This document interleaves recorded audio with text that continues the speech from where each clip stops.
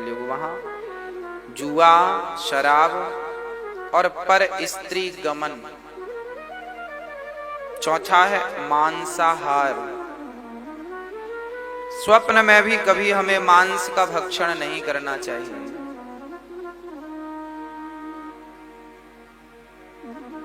मर जाना अच्छा है, पर अपने धर्म को छोड़ देना अच्छा नहीं। आज हमारी एक मैया जी कह रही थी कि हमें कोरोना हो गया था, तो जबरदस्ती डॉक्टरों ने कहा कि आपको अंडे और मछली खानी पड़ेगी। उन्होंने कहा हमने नहीं खाया। मैं आपसे यही निवेदन करना चाहता हूं कि देखो, एक तरफ आपकी जिंदगी हो और दूसरी तरफ मांस हो, तो आप क्या चुनेंगे? एक तरफ आप मांस खाएंगे तो बच पाएंगे ऐसा डॉक्टर कहें, और दूसरी तरफ तो मृत्यु है, तो आप क्या स्वीकार करेंगे? हम क्या स्वीकार करेंगे? हम अपना बता रहे हैं। हम तो यह कहेंगे कि देखो, मरना तो है ही, आज ना सही कल, पर जीवन में कलंक लगा के मरे, उससे अच्छा है कि निष्कलंक मृत्यु हो, कोई कलंक ना हो जीवन में। अरे भाई, मरना तो है हमें भी, आपको भी, तो क्या प्राण बचाने के लिए अपना धर्म त्याग दें? कल मोरध्वज की कथा क्यों सुनाई थी हमने? इसलिए तो सुनाई थी कि मरना पड़े तो मर जाना, पर धर्म पर आंच मत आने देना। यही इंसानियत है, यही धर्म है। धर्मो रक्षति रक्षिता। मर जाना अच्छा है, पर अपना चरित्र बिगाड़ लेना, मांस खा लेना, शराब पी लेना, जो हमारे, हम तो भगवान को मानने वाले लोग हैं, और भगवान की वाणी है गीता, भगवान कृष्ण की वाणी है वेद, पुराण। तो जो व्यक्ति कृष्ण से प्यार करता है, वो कृष्ण की बातों से प्यार ना करे, कृष्ण की आज्ञा से प्यार ना करे, राम को माने और राम की आज्ञा ना माने, तो राम को मानने का अर्थ ही क्या है? आप हमें तो मानो पर हमारी ना मानो, तो हमें मानने का अर्थ क्या हुआ? तो हम भगवान को मानने वाले लोग हैं, तो हम वही करेंगे जो हमारे वेदों ने, हमारे पुराणों ने, हमारे गुरुजनों ने आज्ञा दी है।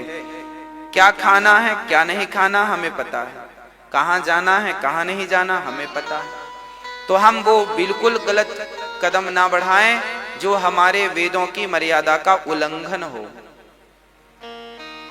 हमारे भगवान जी की आज्ञा का उल्लंघन हमें नहीं करना, क्योंकि हम बहुत, जो प्यार करता है ना, जो पत्नी अपने पति से बहुत प्यार करती है, वो अपने पति की कोई भी बात टालती नहीं, क्योंकि वो प्यार करती है। टाल मटोल कहाँ होता है? जहां प्यार में कमी होती। चलो टाल देते, सुन लिया, नहीं करेंगे। जहां प्रेम का अभाव है वहां टाल मटोल है, बातों को टाल दिया जाता है, सुनकर अनसुना कर दिया जाता है, क्योंकि प्रेम का अभाव है, क्योंकि प्रेम आपको कर्तव्य के मार्ग पर नहीं चलाना चाहता। जबकि जहां प्रेम की अधिकता है वहां आपका प्रेमी जो कहेगा आप करेंगे, क्योंकि प्रेम है। गोपियों ने कहा भगवान से, चलो नाचो, एक हाथ यहाँ रखो, एक कमर में रखो, ऐसे ऐसे नाचो। भगवान नाचने लगे। भगवान क्यों नाचे? क्योंकि जो नचा रही थी उनके भीतर प्रेम की अधिकता थी, और भगवान तो प्रेम के अधीन है। जो प्रेम के वशीभूत भगवान नाचते हैं। तो कहने का तात्पर्य यही हुआ कि हम धर्म को मानने वाले हैं, भगवान की मानने वाले हैं, भगवान की आज्ञा का उल्लंघन ना हो।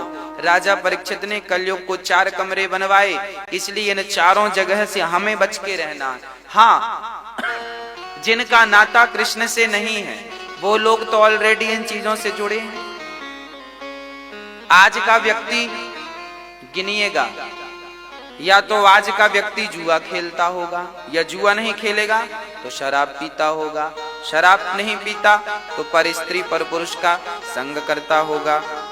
हाँ, जो कृष्ण से नहीं जुड़े, हम उनकी बात कर रहे हैं, जो भगवान से अच्छाई से नहीं जुड़े, या तो व्यक्ति शराब पिएगा, या तो जुआ खेलेगा, या तो पर स्त्री का गमन करेगा, पर पुरुष का गमन करेगी स्त्री, दोनों के लिए बातें हैं, स्त्री पुरुष के लिए, या तो मांस खाएगा, है ना। धर्म से च्युत होकर व्यक्ति अधर्म क्या है? अधर्म क्या है? सत्य बोलना धर्म है, भगवान के पथ पर चलना धर्म है, किसी का दिल ना दुखाना धर्म है, यम नियम, आसन, प्राणायाम, प्रत्याहार, ध्यान, धारणा, समाधि, ये अष्टांग योग हैं। अभी कपिल भगवान माता देवहूति को बताएंगे। जो इनका पालन करता है वो तो धर्ममय है, और जो जुआ खेले, शराब पिए, पर नारी को देखे और मांस खाए, असत्य बोले, ये अधर्म है। दो मार्ग हैं जीवन में, एक धर्म का, एक अधर्म का। निर्णय आपको करना है कि आपको किस मार्ग पर चलना है ना। इसलिए राजा परीक्षित ने कलयुग को 4 घटिया स्थान दिए हैं द्यूतम, क्योंकि उनके राज्य में कोई जुआ। अच्छा, राजा परीक्षित ने ये क्यों दे दिया जुआ में स्थान कलयुग को? गलत किया ना राजा परीक्षित ने, क्यों दे दिया? गलत नहीं किया। उस जमाने में जब राजा परीक्षित राजा थे, उस जमाने में कोई जुआ नहीं खेलता था, तो राजा परीक्षित को लगा जब कोई खेलता ही नहीं है तो फिर ये तो मर जाएगा, क्योंकि इससे जगह नहीं मिलेगी ना रहने के। कोई शराब नहीं पीता था, कोई परनारी का, पर पुरुष का संग नहीं करता था, करती थी, तो राजा परीक्षित को लगा ऐसी जगह देंगे जहां ये रह ही ना पाए। भाई, सास ने बहू से कहा, बहू जरा भोजन बनाना। बहू ने बना दिया बढ़िया स्वादिष्ट। अब सास तो पीछे पड़ गई, रोज तुम ही बनाओ। तो बहू ने नमक ज्यादा करना शुरू कर दिया। नमक ज्यादा का क्या अर्थ है? पिंड छुड़ाना। नमक ज्यादा का अर्थ क्या है? पिंड छुड़ाना। एक दिन ज्यादा करेंगे, सास कहेगी अब तेरे से नहीं आता, चल चल मैं ही बनाती हूँ, चल, मौज हो गई। तो राजा परीक्षित भी घटिया स्थान देकर कलयुग से पिंड छुड़ा रहे। अच्छा, कलयुग को रहने की जगह क्यों दी? क्योंकि कलयुग में एक अच्छाई थी। क्या अच्छाई थी? कलयुग केवल नाम आधारा, सुमरे सुमरे नर उतरहि पारा। कलयुग जोगिना जाग्ञ ज्ञाना, एक आधार राम गुण गान। कलयुग की एक अच्छाई है कि इसमें भगवान के नाम की महिमा है।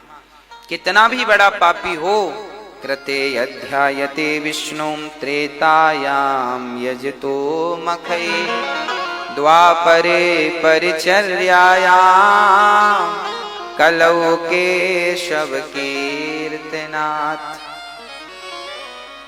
सतयुग, त्रेता, द्वापर में जो गति यज्ञ करने से, ध्यान लगाने से मिलती है, वही गति कलयुग में केवल नाम जपने से मिल जाती है। इसलिए कलयुग में नाम की अधिकता है। नाम जपो, नाम जपो, नाम जपो। किस किस को नाम जपने से मिले? मीराबाई को नाम जपने से मिल गए, चैतन्य महाप्रभु को नाम जपने से मिल गए, रसखान को नाम जपने से मिल गए, कर्माबाई को नाम जपने से मिल गए। हम और आप जपेंगे जो हमें भी मिल जाएंगे। नाम की बड़ी महिमा है। इसलिए राजा परीक्षित ने 7 दिन में, अब राजा परीक्षित ने देखो चौथा स्थान द्यूतम पानम स्त्री सूना, मांस दिया। तो मांस खा के जिंदा रहने से अच्छा है मांस ना खा के मर जाओ, ये ठीक है। धर्म किसी भी हाल में हमें अपना नहीं छोड़ना चाहिए। धर्म ही नहीं रहेगा तो जी के करोगे क्या? धर्म के बिना ये जीवन किस काम का है बताओ? इसलिए हम, एक इंसान का पांव टूट जाए तो आदमी रह लेता है, हाथ टूट जाए तो रह लेता है, किडनी एक फेल हो जाए तो रह लेता है, सब कुछ चला जाए, शरीर के अंग काम ना करें तो भी रह लेता है व्यक्ति, खुश रह लेता है व्यक्ति, पर जीवन का धर्म चला जाए तो फिर सब कुछ है, दोनों हाथ दोनों पांव सुंदर शरीर, और धर्म नहीं है तो फिर उस जीवन का कोई अर्थ नहीं। इसलिए धर्ममय जीवन हो। मैंने रोज धर्म की व्याख्या की है। धर्म क्या है? धर्म है सेवा, धर्म है चरित्र निर्माण, चरित्र का निर्माण कीजिए। श्री परीक्षित जी ने 5वां स्थान गोल्ड दे दिया, सोना। अच्छा, सोने में कृष्ण का भी वास है और सोने में कलयुग का भी वास है। एक ही वस्तु पर दो लोग कैसे बैठ सकते हैं? इसका समाधान क्या है? भागवत के 11 स्कंद 11वें स्कंद में लिखा है, भगवान कृष्ण कहते हैं, मैं स्वर्ण पर विराजमान हूं, मैं धातु पर, धातुओं में, सभी धातुओं में सोना मेरा रूप है, सोने में मैं हूं। और यहां कह रहे हैं सोने में कलयुग है। तो ये क्या सही माने? दोनों सही है। इसको ऐसे समझो, जो आपकी मेहनत का सोना, सोना मतलब धन संपदा, जो आपकी खून पसीने की कमाई है, खून पसीने की कमाई से आपने एक छोटा सा मंगलसूत्र पेंडल बनाया, मंगलसूत्र का इतना सा मेहनत का है, उसमें कृष्ण का वास होगा। क्योंकि वो भले 2 रत्ती सोना है, भले 5 ग्राम सोना है, पर वो मेहनत का है आपकी, तो उसमें कृष्ण का वास होगा। और आपने यदि पाप से, चोरी करके, भ्रष्टाचार करके, गलत बोल के, झूठ बोल के आपने यदि इतना बड़ा रानी हार बनवा लिया, तो उसमें कृष्ण नहीं, उसमें कलयुग बैठ जाएगा और वही सोना आपकी बुद्धि भ्रष्ट कर देगा। उस सोने को पहनने के बाद आपके विचार कभी शुद्ध नहीं रह सकते। वो सोना जब घर में रहेगा तो आपके घर में उथल पुथल मची रहेगी, क्योंकि उस सोने में कलयुग का वास है। हाँ जी, इसलिए मेहनत की संपत्ति पर कृष्ण का स्थान है और पाप की संपत्ति पर कलयुग का स्थान है। इसलिए पाप करने वाले लोग करोड़ों भी कमा लें पर उन्हें बिल्कुल शांति नहीं मिलती। गलत बोलने वाला, गलत करने वाला, चोरी चमारी करने वाला, उल्टे सीधे काम करने वाला व्यक्ति कितना भी धन कमा ले, अरे भैया ये चोर लोग रोज कितनी चोरी करते हैं, लाखों करोड़ों रुपया रोज चुरा लेते हैं, तो ये तो बहुत बड़े आदमी बन जाएंगे। पर इन्हें क्या मिला? इन चोरों को आज तक तरक्की हुई इनकी? ये तब भी चोरी करते थे 2001 में और 2020 में भी ये चोरी ही कर रहे हैं। 20 सालों से चोरी कर रहे हैं पर बदले नहीं। क्यों नहीं बदले? क्योंकि भगवान तो देख रहे हैं, जैसे आता है चोरी का धन वैसे चला जाता। 1 रुपए आता है तो 10 रुपए और संग लेके जाता है। इसलिए मेहनत का, ईमानदारी का कमाओ, चोरी का, कपट का, छल का ना। हमें कोई कहे महाराज जी ये 10 रुपए हमसे ले लो, हम कहेंगे लाओ, और धोखे से उसके 20 रुपए आ जाएं तो हम तुरंत वापस, भैया जी आपने 10 कहा था, ये तो 20 हैं, वापस लो। फिर वो कहेगा नहीं अच्छा 20 दिया, तब रखने का अधिकार है हमें। आपने तो 10 रुपए दिया हमें और आपके धोखे से 20 रुपए हमारे पास आ गए, तो हमारा फर्ज है कि हम आपके 10 रुपए वापस करें, क्योंकि आपकी अनुमति नहीं है। आपकी अनुमति तो केवल 10 रुपए की है। तो फिर जो 10 रुपए एक्स्ट्रा आए उसके लिए फिर मैंने रख लिया, मुझे पता है कि आपने तो 10 बोला था पर 20 आ गए, मैंने रख लिया, तो फिर मैं चोर कहलाऊंगा। इसी का नाम चोरी है। इसलिए हिसाब किताब बिल्कुल क्लियर होना चाहिए, लेन देन क्लियर। आप यहां पर चढ़ा दो लाखों वो अलग विषय है, पर कहकर के 10 रुपए दिए हैं तो हमें 10 से ही मतलब है, और कहकर नहीं दिए तो भी हमें फिर कोई मतलब नहीं है। 2 तो आपकी मर्जी, नहीं दो तो आपकी मर्जी। इसलिए आप मेरी वस्तु, मैं व्यापारी हूं माना की कपड़ों का, ये वस्तु मेरी मैंने 10 रुपए की खरीदी है, मेरे कपड़ों की दुकान है माना की, ये 10 रुपए का मेरा रुमाल है, तो अब मैं दुकान खोले बैठा हूं तो भाई 2 पैसे तो कमाऊंगा, दुकानदार तो कमाएगा।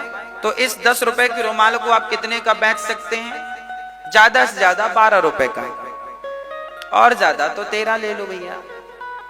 पर अब दुकानदार कहे साहब 20 रुपए का है, वो दुकानदार अक्सर ऐसे ही करते हैं, 10 की चीज 20 में। तो 10 रुपए का आपका रुमाल था, प्रॉफिट आपका सब कुछ करके 13 रुपए, 3 रुपए आप रखो एक वस्तु पर, 3 रुपए आपको सुपाच्य हैं, पचेंगे वो। पर जो आपने 20 रुपए का बेच दिया तो जो बीच के 7 रुपए एक्स्ट्रा ले लिया आपने, 7 रुपए एक्स्ट्रा आ गए ना, 20 रुपए का बेच दिया, कितने ज्यादा आ गए? 7 रुपए। अब वो 7 रुपए जो आपने ज्यादा लिए हैं, वो 7 रुपए आपको सोने नहीं देंगे, क्योंकि वो चोरी है। ये कौन नोट कर रहा है? ये परमात्मा, ये विधाता नोट कर रहा है। वो 7 रुपए की चोरी लगेगी आपको, और वो 7 रुपए 14 रुपए वापस लेके जाएगा किसी ना किसी तरह से, 7 का 14 लेके जाएगा। इसलिए व्यापार करना बुरा नहीं है, बिजनेस करना बुरा नहीं है, काम धाम करना बुरा नहीं है, पर सब कुछ करते हुए धर्म को छोड़ देना बुरा है, अपने भगवान को छोड़ देना बुरा है। भगवान गुरुदेव भगवान की जय। बिराजी श्री चरणों में दास करना। भक्तों, जो आपकी मेहनत का है वो आपका है, वो आपको फलीभूत होगा। पर अधिक लोभ मक्खी गुण में गड़ी रहे, पंख रहे लिपटाए, हाथ मलहे और सिर धोने, लालच बुरी बला। जो ईमानदारी का है वो तो कमाओ, दुकानदारी हो, आप दुकान वाले हो, किराना की दुकान है, फैक्ट्री है आपकी, उचित कमाओ, 1 रुपए कमाओ, 2 रुपए कमाओ, इतने में तो व्यापार चलता है। अब कोई एकदम से 20 रुपए में बेचे, कपड़े की दुकान, कपड़ा 10 रुपए का हो, डायरेक्ट 20 में, साहब फिर कपड़े के कीड़े बन के आना पड़ेगा, सारे कपड़े फिनिश करने पड़ेंगे, खाने पड़ेंगे। मेहनत का आपको ये देखना है कि आपसे गलत ना हो। चलो आपने यदि 10 की चीज 20 में बेच के पैसे कमा भी लिए, बड़े आदमी बन भी गए, तो याद रखना वो धन कहीं ना कहीं आपको दुखी करेगा ही करेगा, परेशान करेगा ही करेगा। इसलिए भगवान से प्रार्थना करना कि हे नाथ, हमारे घर में पाप का, अधर्म का धन प्रवेश ना कर जाए। जब भी धन आवे तो धर्म का धन आवे, सत्य का धन आवे, पाप का धन ना आवे। गलत पैसा यदि आएगा तो आपको रुलाएगा, 1 रुपए भी आ गया धोखे से, रुलाएगा, वो परेशान करेगा।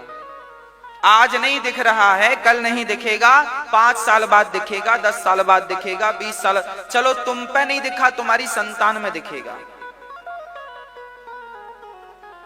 यदि तुमने गलत किया है तो तुम्हारे साथ, तुम्हारे पुण्य के ज्यादा थे तो तुम्हारे साथ कुछ गलत नहीं हो पाया, पर तुम्हारी संतान के साथ उसका परिणाम दिखेगा।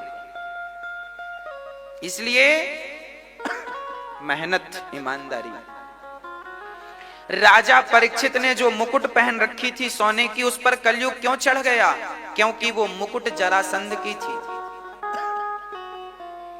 जरासंध के पुत्र का नाम था सहदेव, है ना? उनकी मुकुट अर्जुन को पसंद आ गई। जरासंध की जो मुकुट थी ना, वो जरासंध नाम का राजा था, भीम भैया ने मारा, तो भीम भैया को पसंद आ गई ये मुकुट बढ़िया है, तो वो मुकुट लेके आ गए। नहीं लाना चाहिए था। भगवान कृष्ण ने कहा जरासंध के पुत्र को राजा बना दो, पूरी संपत्ति, हमें तो पाप मिटाना है, पाप मिटाने के चक्कर में धन पर कब्जा थोड़ी करना है। जरासंध की संपत्ति उनके पुत्र को दे दी, पर मुकुट साथ में ले आए। अब देखिए, एक जबकि भीम भैया के पास मुकुटों की कोई कमी थी क्या? पर ले आए, लालच है, अच्छा लग रहा है, सुंदर लग, लाओ हम जीते हैं, लेके आए। वही मुकुट राजा परीक्षित पहन के गए। तो विद्वान लोग कहते हैं कि राजा परीक्षित के सिर पर जो मुकुट थी उसी पर कलयुग प्रवेश कर गया। और राजा परीक्षित बड़े धर्मात्मा राजा थे, बड़े अच्छे राजा थे, पर चूंकि कलयुग सिर पे सवार हो गया तो बुद्धि भ्रष्ट कर दिया। और बुद्धि ऐसी भ्रष्ट हुई कि एक संत समाधि लगाए बैठे थे, उनसे पानी मांगा परीक्षित ने। संत की समाधि पक्की थी, उनकी समाधि खुली नहीं। तो राजा परीक्षित को लगा हमें देख के लगता है बाबा जी ने आंख बंद कर ली, तो मरा हुआ सांप उठाकर गले में लपेट दिया। अपमान कर दिया एक संत का, एक राजा ने, एक क्षत्रिय ने, एक ब्राह्मण का अपमान कर दिया। तब समीक जी के जो पुत्र थे श्रृंगी ऋषि, उन्होंने कहा कि राजा परीक्षित आप तो इतने धर्मात्मा राजा हैं और क्षत्रियों को तो ब्राह्मणों का सम्मान करना चाहिए। हम ब्राह्मण जंगल में बैठे भजन कर रहे हैं और उसमें भी तुम्हारा हमने कुछ बिगाड़ा नहीं और तुम गले में सांप डाल के चले गए। अपमान किया है साधु का, जाओ तुम्हें श्राप देते हैं। इति लंघित मर्यादम, तुमने अपनी मर्यादा का उल्लंघन किया है। मर्यादा का उल्लंघन मतलब धर्म का उल्लंघन किया है। इति लंघित मर्यादम तक्षकः सप्तमे हनि, आज से 7वें दिन तक्षक तुम्हें डसेगा। राजा परीक्षित को श्राप कब मिला था? सवेरे के 5 बजे, सुबह के 5 बजे। क्यों? हाँ, क्योंकि राजा परीक्षित जंगल में शिकार खेलने गए थे शाम को, और रात्रि में वो लौटे, रास्ता भटक गए क्योंकि वहां गाय और बछड़े का संवाद सुना। तो रात्रि हो गई, रात्रि को वहीं पे कहीं विश्राम किया, पर प्यास लगी तो वो ढूंढते हुए आए कलयुग को 4 कमरे द्यूतम पानम स्त्रिया सूना देकर। तो राजा परीक्षित को रात हो गई और उन्हें प्यास लगी। तब तक सुबह के लगभग 5 बज रहे थे, सूर्य उदय की ओर थे। तभी समीक जी का आश्रम दिखाई पड़ा। तो राजा परीक्षित संत जी की कुटिया पर गए और मरा हुआ सांप डाला। अच्छा, भागवत जी में लिखा उस समय श्रृंगी ऋषि स्नान करने गए थे। तो स्नान करने तो ऋषि मुनि भोर में ही जाते हैं, ब्रह्म मुहूर्त में। हाँ जी, तो भोर में गए थे स्नान करने। तो वहीं स्नान करते करते हाथ में जल लेकर के, सरोवर का जल लेकर के, नदी का जल लेकर के हाथ में श्राप दे दिया। इति लंघित मर्यादम तक्षकः सप्तमे हनि, जाओ आज से 7वें दिन तक्षक तुम्हें डसेगा, तुम्हारी मृत्यु हो जाएगी। राजा परीक्षित संत का अपमान करके जब चले तो देखो, जब संत का आप अपमान करते हैं तो आपकी आयु समाप्त हो जाती है। अपमान करने से आपकी आयु कम होती है और सम्मान करने से आपकी आयु बढ़ती है। इसलिए अपमान से बचिएगा। किसी का अपमान ना हो, साधु का अपमान ना हो, ब्राह्मण का अपमान ना हो, माता का अपमान ना हो, पिता का अपमान ना हो, अतिथि का अपमान ना हो, पड़ोसी का अपमान ना हो, चींटी का अपमान ना हो, हाथी का अपमान ना हो, कुत्ता बिल्ली का भी अपमान ना हो। अपमान से बचिएगा क्योंकि अपमान आपकी आयु को हरण कर लेता है। राजा परीक्षित को 7 दिन में मरने का श्राप क्यों लगा? क्योंकि उन्होंने अपमान किया एक ऋषि का। और कहते तो ये भी हैं कि राजा परीक्षित की आयु अब 7 दिन की ही बची थी, तो संत ने तो जगा दिया कि अब तो कल्याण कर लो परीक्षित जी, मौत सिर पे नाच रही है, अपने कल्याण का साधन खोज लीजिए। तो राजा परीक्षित जी महाराज को समीक जी ने जब उनके पुत्र से खबर लगी कि हमारे बेटे ने राजा परीक्षित को श्राप दिया है, तब राजा समीक जी ने श्रृंगी ऋषि को डांटा, क्यों रे बालक, तूने इतने धर्मात्मा राजा को श्राप दे दिया, आज के बाद ऐसा राजा भारत को प्राप्त नहीं होगा। ये भारत का सबसे बढ़िया आखिरी राजा है, ऐसे राजा अब मिलने वाले नहीं, आपने गलत किया। अब तुरंत समीक जी ने अपने राजा परीक्षित के पास एक सेवक को भेजा, शिष्य को भेजा, जाओ। और उन्होंने जाकर कहा कि महाराज आज से 7वें दिन आपको सांप डसेगा, ये श्राप लगा है। अच्छा, राजा परीक्षित ने जब अपनी मुकुट उतारी तो कलयुग तो मुकुट में था, जब उतर गया कलयुग तो उनकी बुद्धि फिर निर्मल हो गई। अच्छा, कई बार आपके विचार बदल जाते हैं, कभी कभी आपको बहुत गुस्सा आ जाता है, कई बार आपको बहुत कुछ होने लगता है। क्यों? क्योंकि वो वातावरण वैसा है।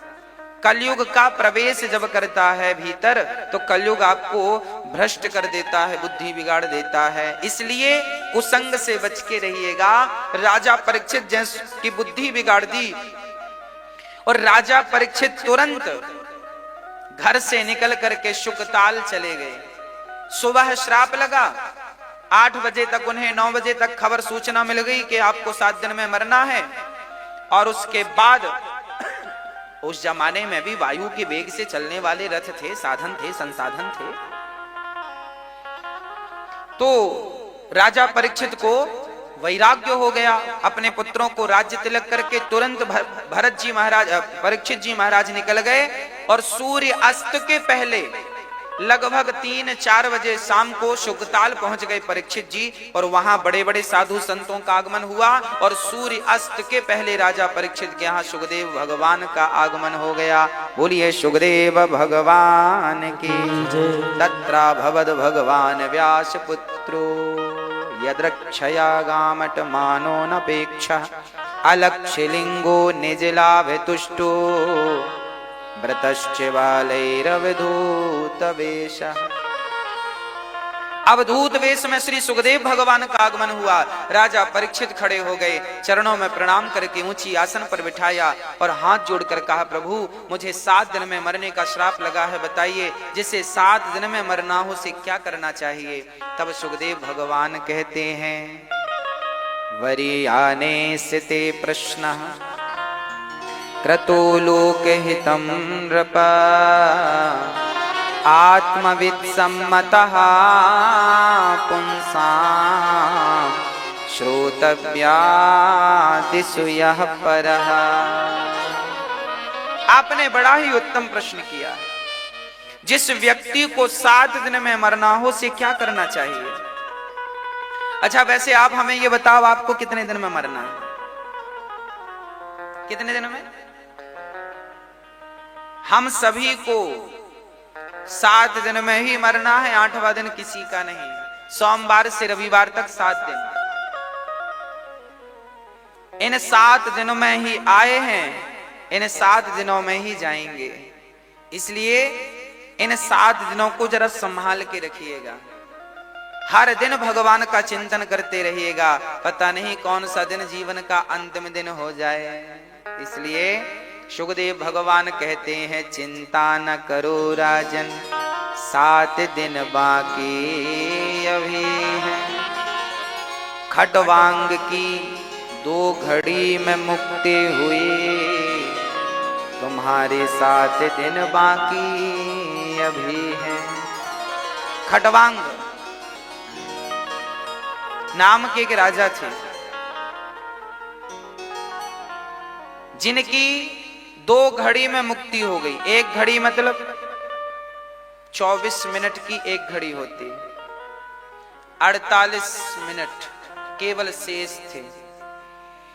उन्होंने 48 मिनट में अपना कल्याण कर लिया। कैसे किया?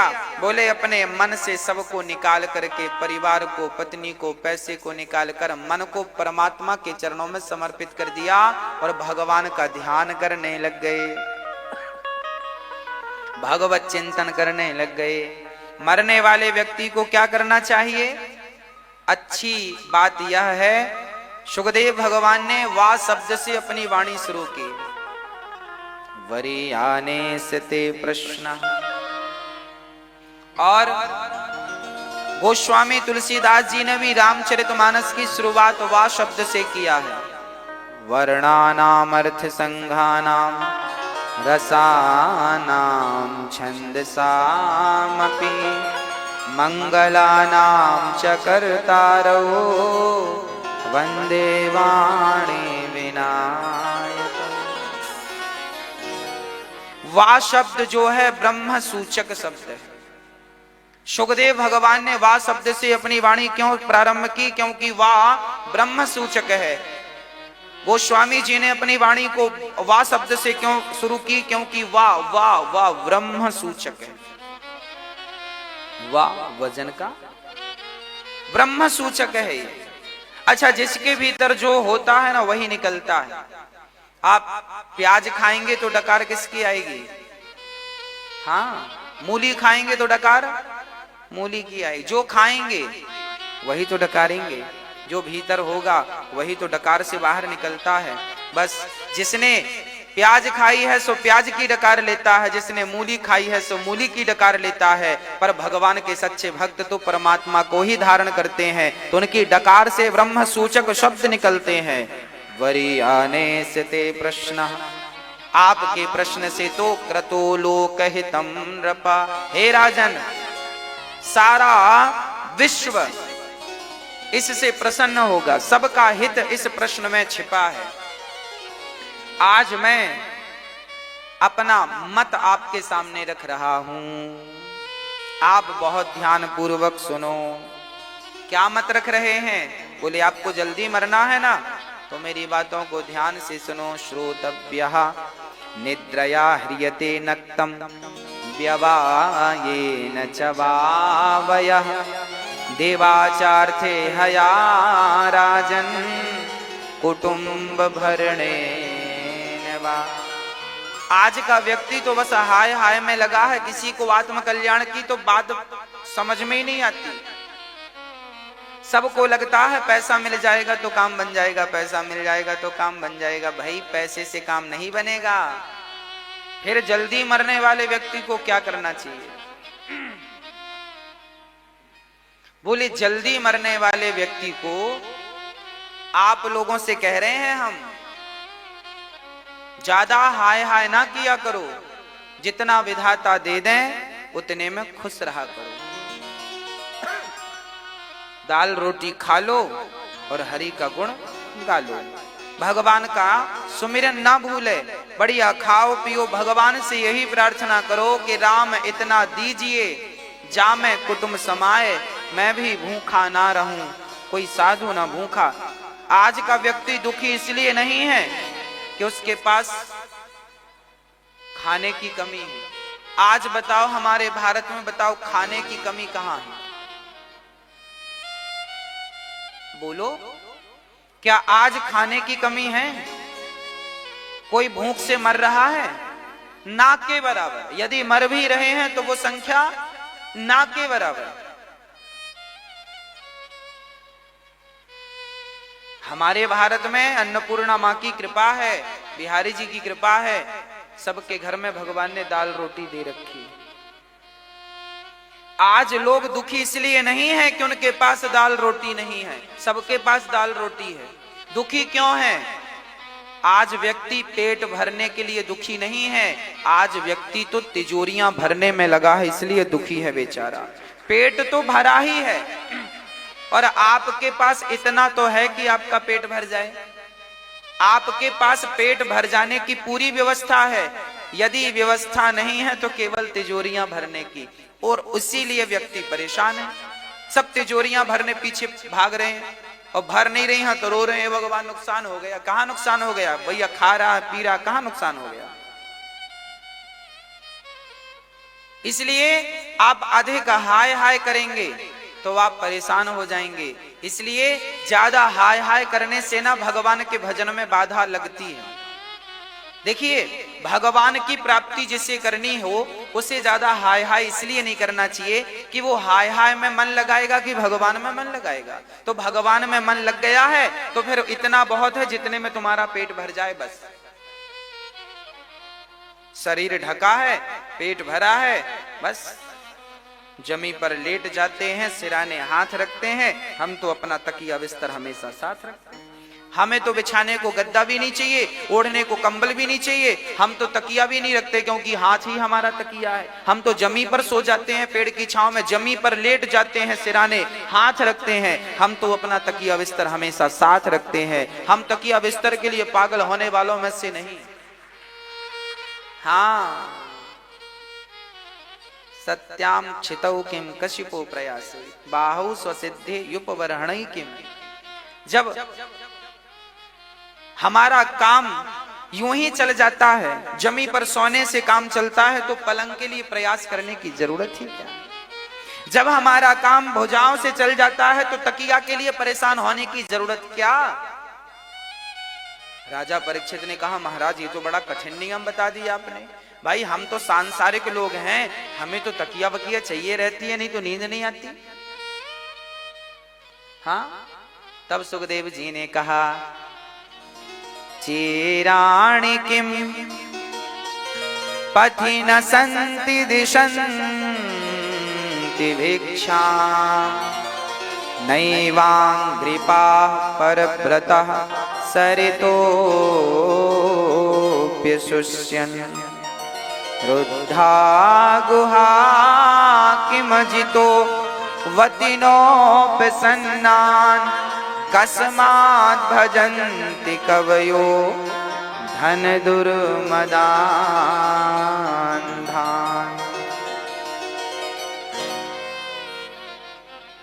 जब पहनने को रास्ते में फटे चीथड़े कपड़े मिल जाते हैं तो फिर कपड़ों का संग्रह क्यों करें? देखिए, ये जो बातें हैं ये गृहस्थों के लिए नहीं, ये विरक्तों के लिए। जब 50 साल की गृहस्थी पूरी हो जाए आपकी, तब आप अपने पुत्र को पुत्री को उसके हाल पर छोड़कर, बेटा बड़ा हो गया तो शादी कर दो, बिटिया बड़ी हो गई शादी कर दो। अब गृहस्थी से मन हटा लेना चाहिए। अच्छा, 50 साल की उम्र में, 60 साल की उम्र में जिनकी पत्नी भी चल बसी, उनके जैसा सुखी कोई नहीं। अब आप कहो क्यों? क्योंकि देखो, पत्नी यदि बुढ़ापे में रहेगी तो फिर जरूरी नहीं है कि आपका बेटा सहयोग करे, और करे भी तो भी ज्यादा मन घर में नहीं लगाना चाहिए। प्रॉब्लम क्या है कि आज के जमाने में यदि पैसा होए तो भी आप घर के बाहर निकल सकते हैं, व्यवस्थाएं सब जगह मिलती हैं, पर पैसा ना होए तो फिर स्त्री जात को लेकर जाओगे कहां? इसलिए वो पुरुष जिनकी पत्नी नहीं है और सारी जिम्मेदारियां पूरी हो गई हैं, ऐसे पुरुषों को चाहिए कि तीर्थों में जाएं और भक्तों के टूक मांग करके खाएं, रसिकों के टूक मांग कर टुकड़े। मतलब आप भगवान के चरणों में जाओ, वृंदावन जाओ, जगन्नाथ जी जाओ, द्वारिका जी जाओ, बद्रीनाथ जी जाओ, और वहां जो तुम्हें प्राप्त हो जाए भगवत कृपा से वो खाओ और भगवान का भजन करते रहो। संग्रह में, परिग्रह में नहीं उलझना चाहिए, क्योंकि ज्यादा सामान लेकर निकलोगे घर से तो वो भजन में बाधा होगा।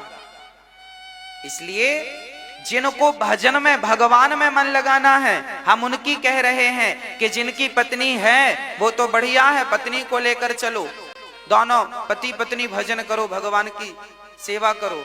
पर पत्नी नहीं है तब तो आप और अच्छे भजन करने के लिए, फिर तो आप फुटपाथ पर सो सकते हैं, और पत्नी को लेकर थोड़ी फुटपाथ पर सो पाएंगे। फिर भजन में कोई बाधा नहीं है। और याद रखना, गृहस्थी के बाद विरक्ति जरूरी है। क्या गृहस्थी में उलझे उलझे ही मर जाओगे? क्या भगवान की तरफ कभी मुंह नहीं करोगे, भगवान को नहीं देखोगे? हाँ, 50 साल तक गृहस्थी है, 50 साल के बाद वानप्रस्थी रहना है। उम्र बचे तो फिर 75 के बाद सन्यास भी लेना है। चलो सन्यास मत लो तो मन भगवान में लगाओ, जैसे भी लगे। वो कैसे लगेगा, मैंने उपाय ढेर बताए, अब लगाना आपकी जिम्मेदारी है। सुखदेव भगवान कहते हैं, राजन, जल्दी जिसे मरना है उसे अपने दृष्टिकोण को बदल लेना चाहिए। कैसा दृष्टिकोण हो महाराज? तस्मा